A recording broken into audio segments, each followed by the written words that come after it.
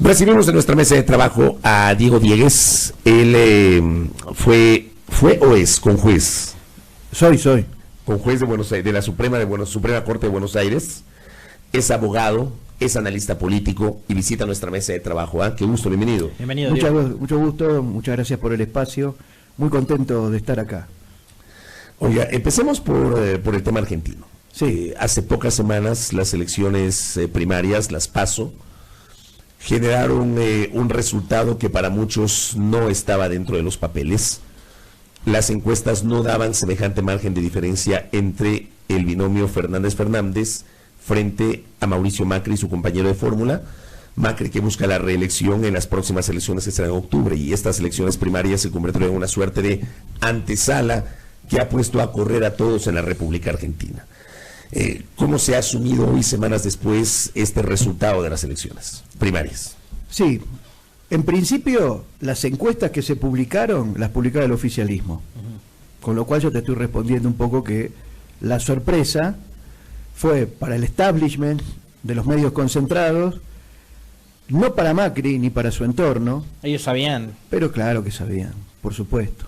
Sabían que iban a perder por un margen, tal vez no pensaron que era un margen tan amplio, pero ya se hablaba de un margen que los ponía perdidosos en primera vuelta, ahora en octubre. Ese margen, y por ello todavía las elecciones hay que esperar hasta fines de octubre, pero verdaderamente vivimos en Argentina, esta síntesis que bien hacías vos, es una síntesis que ocurre en mi país, porque muchas veces ustedes pueden tener una mirada sesgada a través de la concentración mediática, a través de las redes, a través de la manipulación de toda esa información. Pero el problema es que en Argentina también ocurría lo mismo. Esto pasaba siempre, ¿se acuerdan cuando las agencias internacionales tomaban Clarín, tomaban La Nación, y esa era la palabra de Dios, ¿no? Entonces, y después no ocurría eso. No, acá esta vez se dio el fenómeno que Macri es lo que es al día de hoy por los medios, por el apoyo de ciertos medios. El Clarín, uno de los más importantes. El Clarín, pues, La Nación, exacto. Invisibilizaron toda esta posibilidad, por lo cual, ¿qué logran? El efecto que, ¡oh, qué sorpresa! La gente votó a Alberto, votó a Cristina. La crisis es tan grande en Argentina, y es tal el latrocinio que ha hecho el macrismo y su entorno, y la patria financiera a la cual él ha favorecido, que era inevitable que la ciudadanía conteste en consecuencia. Hoy, hace 5 días fue el escrutinio definitivo, 17 puntos le lleva. A la fórmula Fernández-Fernández le alcanza con alcanzar el 45%, y el resultado dio 49-52 en PASO. Si se replican los resultados de las PASO en octubre, Diego, ganan en primera vuelta. Ganan en primera vuelta, exacto. Ahora, hay una serie de consecuencias después de esas elecciones primarias, que son estas arremetidas de los mercados, estas arremetidas de las bolsas, de los empresarios y del gobierno también, para llevarle a Argentina una crisis todavía peor de la que estaba atravesando, para que, no sé si meterle presión a la gente. Sí, por ¿Cuál supuesto. es el objetivo de llevarle a la Argentina este descalabro aún peor? Es muy bueno el análisis que haces vos, y es muy objetivo. ¿Por qué? Porque el presidente de la Nación, al día después de haber asumido la derrota, acusó al pueblo argentino de la subida del dólar y de las futuras consecuencias que estamos viviendo. O sea, como una especie de espejo que adelantaba la información. Me gusta ejemplificarlo con un caballo de Troya. El macrismo le deja al país un caballo de Troya lleno de deuda, lleno de conflicto, con una patria financiera que se ve afectada por el eventual triunfo de la fórmula Fernández-Fernández, porque sabe que no va a ser el mismo trato, y que también es el resultado de una cuestión electoral. Ellos, a través de la compra del dólar, disponiendo de fondos del Banco Central, fueron parando la estampida del dólar y los mercados, artificialmente, para llegar a las elecciones, ¿no? A estas elecciones con este resultado que ya sabemos. Entonces ya era artificial el antes. Ya estamos mal desde hace 3 años en Argentina. No es que es la culpa del resultado de las PASO, no. Y aparte se invisibilizaba. Pensá que aumentaron se metieron en el bolsillo de la gente. Aumentaron la luz, aumentaron el gas, aumentaron el agua. Despidieron gente del sector público. Despidieron gente, destruyeron la industria nacional. Redujeron los presupuestos también para educación, salud, servicios. Exacto, tal cual. Y aparte desmembraron ministerios, bajándolos de categoría y transformándolos en secretarías. O sea, el modelo es parecido al de acá entonces, ¿no? Porque mira tú lo que ocurrió aquí en Ecuador, y hasta ahora yo no escucho un mea culpa de parte del gobierno. Decidieron desaparecer el Ministerio de Justicia, que era el organismo que administraba y manejaba el sistema penitenciario. Entonces, ¿qué ocurrió? Que ahora tenemos cada semana un muerto en las cárceles y amotinamientos y toma de los privados de libertad de los centros de rehabilitación. Y aparte, no es casualidad. Debiera llamarnos a la reflexión a los dos países, porque esto más pareciera una telenovela guionada, ¿no? Que hay un guión y estamos y alguien nos ha vendido una franquicia y estamos cumpliendo los dos el mismo guión, también en lo judicial, ¿no? En lo político y en lo judicial somos espejos. ¿Cuáles son las coincidencias? Y por ejemplo, el tema de lawfare, que es el tema de la guerra jurídica, de esta judicialización de la política. El lawfare es la judicialización de la política. El lawfare es la judicialización de la política. Es la guerra jurídica que comienza en escuelas de gobierno en Washington. El lawfare es un término de guerra.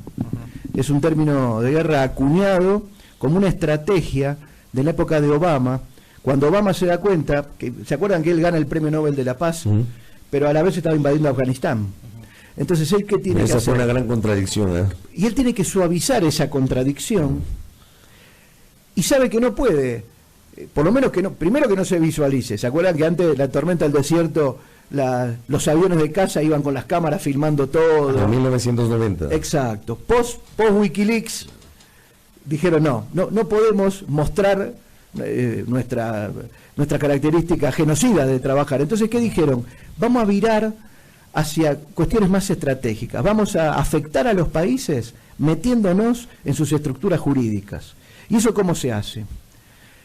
Fundamentalmente a través de la deuda, a través de generar la necesidad de recurrir a los organismos internacionales. Usted sabe que cuando un país firma un convenio con el Fondo Monetario, no solamente pacta una cuestión económica, sino el Fondo Monetario hace ciertas, voy a hacer un gesto, recomendaciones para los que están oyendo y no nos están viendo, entre comillas, recomendaciones. Y en las recomendaciones recomiendan al ministro de Justicia, al ministro de Seguridad, recomienda modificar el Código Penal y recomienda por lo general sobre el blanqueo de capitales. Ahora, en todo ese combo y en esos diálogos que nosotros como país vamos teniendo con nuestro acreedor, comienzan estas sugerencias y nos venden un guión que es prácticamente similar, porque ustedes fíjense que la persecución, primero, ustedes tienen un preso emblemático, nosotros tenemos más de 70 miembros del Poder Ejecutivo detenidos. ¿Cuál es la situación de Amadou Boudou, el ex Amadou Boudou está condenado, pero está preso. Pero está preso. El problema es el tiempo que pasó preso antes de la condena. Ajá. Esa prisión preventiva excesiva. Y acá, por ejemplo, ustedes tienen el caso emblemático de Jorge Glass. Jorge Glass fue condenado en prácticamente en menos de 5 meses por un delito de asociación ilícita.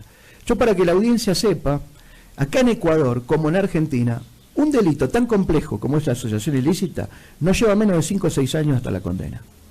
De trámite judicial estoy hablando, ¿no? Más allá del monto de la condena. Y lo excesivo de la privación de la libertad, desde el comienzo prácticamente de la investigación. Y después sin tener la trazabilidad del dinero. O sea, no hay una sola prueba que diga que Jorge Glass tiene el dinero. Bueno, hace poco aquí en Ecuador tuviste preso a un ciudadano de nacionalidad sueca, más de 70 días, a quien le acusaban de un delito que después le reformularon. Exacto. En la fiscalía. O sea, 70 días preso por un delito que no pudieron probar. ¿Y sabés qué pasa en estos casos? ¿Qué va a pasar? Dentro de 3, 4, 5 años, una corte, con lo que hay que tener, como juez para valorar, demandas. Va a nulificar esos procesos, claro, los va a nulificar y va a generar demanda, que sería lo de menos. El problema es quién le devuelve a esa gente detenida su tiempo en la cárcel. Su tiempo. ¿Usted cree que en el caso de Glass, de lo que usted ha conocido, no se respetó el debido proceso? No se respetó de ninguna manera. No se respetó el debido proceso. Se lo condena con un articulado viejo, porque que se no lo es ubicado competente. como la cabeza de la corrupción de los sectores estratégicos de la economía. En la Argentina, Cristina, hoy por hoy está acusada de ser la jefa de una asociación ilícita, al igual que también se lo acusa al expresidente Rafael Correa con estos 20 y tantos casos armados. El tema, mis amigos, es la proscripción política. Esto es más viejo que la barba de Papá Noel. Impedir que un político vuelva. Que un político vuelva. Imagínense, hoy hace un mes, en Colombia, decretaron una indemnización millonaria a Piedad Córdoba. ¿Se acuerdan? Piedad Córdoba, una legisladora, le armaron un causa hace 20 años diciéndole que era terrorista de la FARC. Lo acusaron de ser un alias. ¿Se acuerdan? Ella era un alias. Esa alias no era, porque esa alias existía, y la mataron. Y se probó que no era ella. Que no era ella. Pero la sacaron del mundo de la política colombiana. Objetivo cumplido. ¿Qué están haciendo qué hicieron con Jorge Glass? No lo sacaron de la política, lo sacaron de la vicepresidencia, mis estimados. Es gravísimo. En Argentina, a Cristina la acusan de cosas totalmente temerarias. Pusieron a un vicepresidente elegido en el Congreso, ¿no? Que no pero fue por supuesto, popularmente, vulnerando cualquier normativa, cualquier cuestión constitucional. Las causas que hay en Argentina, basadas en esta estrategia del lawfare montado. ¿El lawfare qué es? La decisión de un poder ejecutivo de proscribir a alguien, la connivencia dolosa, ilícita, criminal de ciertos sectores de la justicia y ciertos medios concentrados. Ahora, si los medios no propagaran esa sentencia anticipada, esto no tendría el impacto que tiene. Yo quisiera consultarle algo porque, digamos, entiendo, sí, las tesis, las teorías que existen con respecto al lawfare, ¿no es cierto? Pero sí. Estos gobiernos de centroizquierda, denominados progresistas en la región, como el de Cristina en la Argentina, como el de Correa en Ecuador, cometieron errores. Y sobre esos errores creo que también se tiene que hacer una autocrítica, que es algo que nunca hubo. Y acá, por ejemplo, y hablábamos hace un momento, estaba el tema de la famosa selección de las autoridades de control, ¿no? Sí. Se seleccionaba contralor, fiscal, jueces de las cortes, etcétera, a toda la gente que era muy cercana a mí, generando también un blindaje. O sea, y esos errores en donde no se abría el espectro de la política, donde nos encerrábamos cada vez más para protegernos, hoy están pasando factura. Claro. Una cosa, pero yo haría una diferencia. Está perfecto lo que vos decís, pero yo haría una diferencia. Eso que vos contás es un tema que lo resuelve la política. Ajá. La reestructuración política. Los actos de gobierno no los tiene que, los actos puros de gobierno, los actos de administración de gobierno, no los tiene que resolver la justicia. La Constitución le impide a la justicia meterse en esos casos. Pero lo tiene que resolver la Asamblea, las cuestiones políticas. Ahora, las cuestiones criminales, si alguna de las personas que nosotros estamos hablando cometió un delito y se llevó el dinero, tiene que ir preso. Yo estoy completamente de acuerdo con como eso. Capaya, por ejemplo, o Alexei Mosquera. La persona que comete un delito y se prueba que el dinero lo tiene, como se ha probado, por ejemplo, en el caso de Perú, que le han encontrado a ciertos funcionarios dinero depositado en a Keiko Fujimori. Le han encontrado tantos millones de dólares que no lo puede justificar. Y Odebrecht atrás. Ahora, Odebrecht, otra punta, pero básica. O sea, no es solamente una definición de lawfare. Antes se llamaba de otra manera. Digo, en San Martín, ustedes saben, nuestro patriota insigne, cuando él era, yo se los muestro a los alumnos en la facultad, cuando empezó la campaña para liberar a nuestro país, y fue a Mendoza y cruzó los Andes y todo eso, Rivadavia, que era el presidente, decía que San Martín era un delincuente en los diarios y que se robaba la plata que le mandaban del ejército. Y cuando se fue a liberar a Chile y a Perú, dijeron que era un traidor a la patria. Eso está anotado, y le estoy hablando ¿de qué año? Del 1800. Oiga, pero eso también es una persecución política. Porque uno podría pensar, y yo suscribo las palabras del contertulio de Alexis, yo pienso exactamente lo mismo. A mí me parece que a la corriente política del denominado progresismo le falta autocrítica, le ha faltado autocrítica, admitir que efectivamente en el camino se cometieron errores. Y tomar decisiones. Pasó en Argentina, pasó en el Ecuador, ha pasado en el Ecuador. Oye, aquí alguien nos dice Pero las ex autoridades fueron nombradas por concurso, sí, fueron nombradas por concurso, pero ese Carlos Polit, que fue contralor durante la época de Correa, se llevó $10 millones a Miami, por más que haya sido elegido por concurso. O sea, si le encontraron algo, porque además Correa era un hombre que estaba por sobre todas las cosas, un hombre al que no se le pasaba casi nada, era un tipo que trabajaba, y nosotros le reconocemos eso. Sí. Creo que dormía 4 horas diarias, trabajaba sábados y domingos, con él no había, los funcionarios del gobierno no podían apagar sus celulares, no es como acá que en una emergencia policial estaban tratando de comunicarse con las autoridades y nadie les contestaba. En la época de Correa no había cómo hacer eso, yo reconozco aquello, ¿no?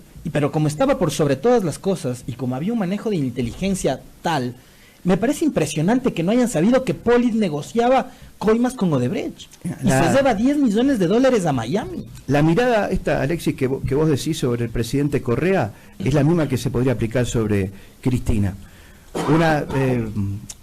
Gobiernos fuertes, con presidentes fuertes, con caracteres fuertes. Ajá. Cristina en su libro, sinceramente ha hecho una autocrítica de estas cuestiones que vos señalás. Pero esa omnicomprensión del Estado o esa mirada sobre el Estado, no le podemos indicar que ellos pueden conocer todas y cada una de las cuestiones que pueden ocurrir en un Estado. Vos sabés que en los esquemas de corrupción, yo que los he investigado, mucha gente, el que roba o pide una coima, ¿qué dice? En Argentina hay un dicho que es robo para la corona. Entonces te mira a vos, te pide el dinero y te dice, no, vos sabés que yo lo tengo que elevar esto, que esta plata no es para mí. Y te va a nombrar a Correa, a Cristina, te lo va a nombrar. Eso es un esquema básico de corrupción que ha ocurrido siempre. Un presidente no puede saber todo lo que ocurre. Si no, roban en el Quicentro, en la puerta del Quicentro, y le vamos a echar la culpa al presidente porque es un presidente presente. Pero es que acá hubo casos emblemáticos, Diego. Correa defendió a un tipo como Pedro Delgado hasta el último. Pedro Delgado había presentado un título falso. Pedro Delgado estaba detrás de una serie de cosas muy oscuras. El tipo se va de su cargo al frente de una unidad que manejaba las empresas incautadas. Y el hombre de confianza del presidente. Dando una rueda de prensa en donde admite haber cometido un delito y la fiscalía de ese entonces no ejecuta ninguna orden de detención, no le impiden salir del país. Entonces me da la impresión que tampoco se intentó perseguir como tal los hechos de corrupción. Y a ese personaje, a Pedro Delgado, durante el gobierno de Correa, se le hizo un homenaje en uno de los hoteles más emblemáticos de esta ciudad. Homenaje al que asistió Correa y varios de los más importantes funcionarios de su gobierno. Mira, yo pienso que no solamente los gobiernos progresistas, cualquier gobierno tiene que hacer una autocrítica, máxime si va a seguir en carrera, digo, si esos líderes van a seguir en carrera, claro, para seguir. Si les interesa, ¿no? Si les interesa, claro, también hacer una autocrítica. Los errores políticos, los errores de apoyar a quien no hay que apoyar, son una cosa. Ahora, cuando eso trasciende lo judicial, porque digo, si hay alguien, por lo que vos me decís, como que también hubo anuencias o ocultamientos durante el gobierno de Correa, o tolerancias por parte, a eso vamos, ¿no? Por parte del sistema judicial. Ahora, esa misma gente que toleró, ¿no? Esos mismos jueces que toleraron, y hoy van por todo, van sobre esa gente, ¿son creíbles? No, desde luego, no. Digo, ¿quién es peor? ¿Un juez que dice, no, yo antes no podía investigar y ahora investigo?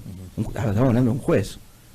Ahora, si un juez tiene miedo, o si un juez tiene el único criminal, mis estimados, es ese juez. Claro, porque la justicia que está aplicando él es coyuntural, pues. Pero no es justicia per se. Exacto. Es coyuntural, depende de quién esté al frente del poder. Y esa coyuntura es la que marca que el poder judicial no es un poder invisible en nuestros países. El poder judicial es el que mejor maneja la comunicación. ¿Saben por qué? Porque se muestra invisible. Pero verdaderamente deviene de la política. Nuestros jueces, nuestros funcionarios, nuestras fiscalías tienen su origen y su elección. Es político. Es político. Totalmente. Los jueces, antes de dar vuelta, mi cargo de conjuez, les cuento, es un cargo honorífico. Soy un juez suplente de la Corte en casos específicamente de corrupción o en casos donde un juez tiene algún problema con alguna de las partes que va a juzgar. Entonces, eso me da la potestad de tener el pie en la profesión independiente y también cuando me toca y me eligen y yo acepto investigar estas cosas. Y yo les aseguro que cuando uno está del otro lado, ve la corporación como tal, que es igual a la corporación política. Quieren ascender, quieren nombrar a sus familiares. Agarren el plantel del personal del Poder Judicial de acá y de la Fiscalía y van a ver que también hay un entramado de amigos, enorme, de beneficiados. A veces no es dinero, a veces Diego, solamente nombramiento. Ocurre en la Argentina algo que nosotros, por ejemplo, con el contertulio hemos conversado una infinidad de veces, y es que estos episodios nuevos que aparecen cada semana, ¿no? Sí. Los chats, ahora los correos de Star Wars, mañana el cuaderno con la receta del queso de leche, después el esquema dibujado en una hoja de papel y demás. Es un mapa conceptual. Son cortinas de humo, porque de fondo hay temas mucho más graves. Esto finalmente, a la gente en el día a día, nosotros, y esto es algo que nosotros todos los días lo estamos repitiendo, estos temas a la gente al final del día no le sirven ni para llenar el tanque de gasolina o de nafta, como dicen ustedes, en el auto, ni para tener trabajo, ni para llevar el pan a la casa, ni para pagar las pensiones de los guaguas en el colegio. ¿Son cortinas de humo? Sí, yo pienso que sí. Aparte, la política se tiene que dar cuenta que no sirven. Y Argentina va a ser un caso emblemático. Las cosas que ha dicho Macri y su entorno y los medios sobre Cristina, si eso hubiera servido de algo, Cristina tendría que estar primero presa y segundo no en carrera para ser la futura vicepresidenta de la nación. Digo, adhiero a lo que ustedes dicen completamente. El bolsillo no tiene nada que ver con lo otro. ¿Saben por qué? Porque esto es un boomerang para la sociedad. Lo que están haciendo en estos juicios, tanto en Argentina como en Brasil, como aquí, es un boomerang, porque ¿sabe qué hacen? Destruyen nuestras democracias, porque la gente, ¿sabes qué piensa? Todos roban. Y es una espiral. ¿Y a mí quién me paga? Y es una espiral que no va a parar. Pero no va a parar. Porque además la estadía del poder, o en el poder, de los actores, es temporal. Y hoy está Macri. El poder es efímero. Y mañana va a estar nuevamente Cristina. Y así vamos a seguir. Te agrego algo. Como abogado. Yo no me como el cuento de Vargas Llosa de que Macri es el presidente más honesto que ha tenido la Argentina. Pero, ningún millonario es honesto, mis amigos. Como dice Balzac, detrás de cada fortuna hay un crimen, ¿no? Claro, pero ¿cómo se constituye una fortuna? Salvo Messi, Al Pacino, Brad Pitt, que cobran cuestiones... No, pero es verdad. Pero Messi también defrauda al fisco, ¿no? Pero claro, esa es la voluntad criminal. Es gravísimo lo que hizo Messi. Messi y el padre tendrían que estar presos. ¿Por qué? Porque no es lo mismo una pequeña y mediana empresa que no paga el IVA o retiene el IVA porque tiene que pagar los sueldos, que una persona que ese monto, esos 200 y pico mil dólares que evadió, lo gana en una mañana. Eso es injusto. Y estamos hablando de la justicia de España. Y es selectiva. Y no tuvo los cojones para meter preso al padre y a Messi.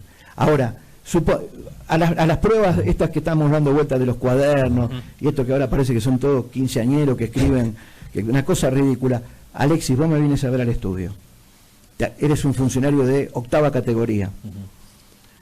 Y me dice, se me ocurrió esto, doctor. Voy a hacer esto. Y digo, bueno, ¿lo presentamos? Me procesan por fraude, procesan a mí y a vos. Y la prueba automáticamente la dejan a un costado. O sea, hoy Pamela Martínez, después de lo de ayer, debería estar procesada por eso. Por supuesto, y su abogado. Esto es algo que les incorporo, que no lo estoy mirando en los medios. Correcto. La responsabilidad profesional. De acuerdo. Cierro esta entrevista con el doctor Diego Diegues con una inquietud que me envían, me parece muy pertinente, gracias a Karen Aro.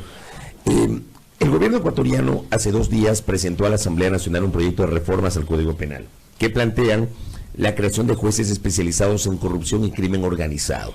No se habla de tribunales de excepción, no son jueces sin rostro, sino gente especializada en lucha contra la corrupción y el crimen organizado. Usted que es el especialista, ¿qué le parece a usted esta propuesta? Y a mí me parece que cuando se crean estas especializaciones, volvemos al guión. Hay alguien que nos dice qué es la corrupción, cómo atacarla. ¿Y a quién vamos a poner para combatirla? ¿Y a quién vamos a poner? El esquema de Washington. Acá, por ejemplo, Moro, Bonadío, Stornelli, Nisman, ¿se acuerdan? El fiscal. Sí. Todos iban a recibir cursos, capacitaciones en Estados Unidos. En Estados Unidos de estas características. Esto ya ocurrió con el terrorismo, ¿se acuerdan? Antes de ir sobre la corrupción, era el terrorismo. ¿Cómo tenemos que atacar al terrorismo? Cristina mismo, y esto es una crítica que ella misma hace, le imponen a Cristina hace años incorporar al Código Penal sanciones totalmente desproporcionadas, tipificando conductas que hasta podría, un corte de una avenida podría ser un acto terrorista. Eso nuestro Código Penal hoy lo tiene en Argentina. No lo aplica, nadie se animó a aplicar ese artículo. Lo intentaron 2 fiscales en diferentes lugares de la provincia ante un corte contra 2 mineras, o casualidad. Estaban cortando el acceso a la minería porque se habían muerto unos mineros en una cosa y las familiares cortaron la calle. Y los intentaron procesarlos por terrorismo, penas de hasta 50 años de prisión. Es totalmente desproporcional. Pero nosotros, Argentina, en época de Cristina, venció esa presión por los acuerdos del Grupo de los 7, ¿se acuerdan? Entonces, eso vino. Correcto. Perdón, y los Argent Leaks, que son los Wikileaks argentinos, los Argent Leaks sí, marcan que al ministro Alac de Justicia lo sugirió Vilma Martínez, la embajadora norteamericana. Que es similar a lo que ocurrió con Moro en Brasil, ¿no? Que fue el juez que le procesó a Lula y aparece el ministro de Justicia de Bolsonaro. Lo premiaron. Increíble, ¿no? Lo premiaron. Doctor, gracias por el tiempo. Muy amable. Gracias interesante este diálogo con Diego Diegues, aquí en A Primera Hora, haciendo una valoración del lawfare, lo que está pasando en Argentina, lo que pasa en el Ecuador, lo que pasa en Brasil, lo que pasa en Latinoamérica. 7 de la mañana, 28 minutos.